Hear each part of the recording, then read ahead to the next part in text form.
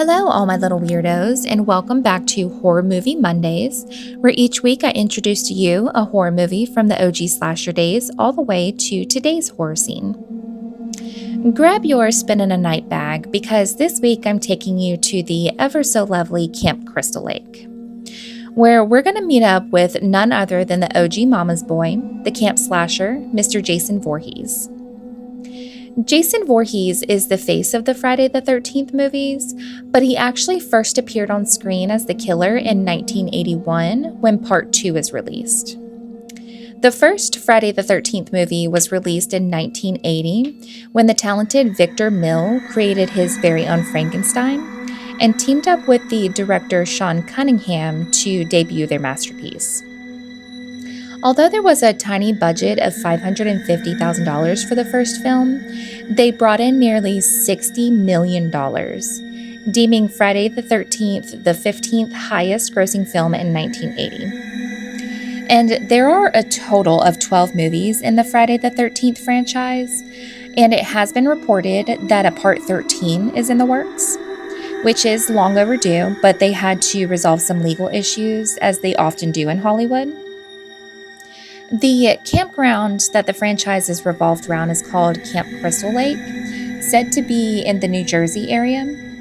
The camp was originally opened in 1935 and quickly gained a bad reputation because it seemed to be cursed, being dubbed the name Camp Blood. So the movie starts by a group of teenagers wanting to reopen Camp Crystal Lake after some years of it being shut down.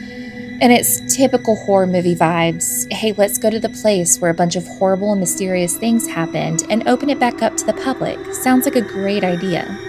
Except it wasn't. The new counselors are picked off one by one. And although one's first initial thought would be that Jason is the killer, he's not. Spoiler alert, but not really, because you've all had almost 50 years to watch this movie. It turns out to be his mother. Jason apparently died at Camp Crystal Lake as a kid. He was 11 years old. He drowned in the lake because he was not being supervised by the counselors, hence why his mommy wants revenge on the counselors because they let her baby die.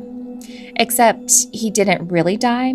He survived the drowning and lived as a feral animal in the woods, and why he didn't just go back to his mommy, I don't know, but if he did, we wouldn't have a franchise. His mother is killed in the original Friday the 13th movie, and Jason witnesses it, which is the perfect pitch for the second movie, where Jason comes back and seeks vengeance by killing trespassers. Something fun that I learned while doing some additional research on the franchise is that the producer, Sean Cunningham, actually advertised the movie before anything was in place to be filmed. Sean took out an ad in the Variety magazine that showed the Friday the 13th logo busting through glass and proclaimed it the most terrifying film ever made. Nothing had been filmed at this point. No actors or camera crews were assembled yet. So he literally went into it with hope and a dream and spoke that shit into existence, which I think is iconic. So that is the story of our little pissed off hockey goalie friend, Jason Voorhees, in the Friday the 13th movie. If you have any other horror movies you would like for me to do an episode on, drop a comment below, and until next time, bye!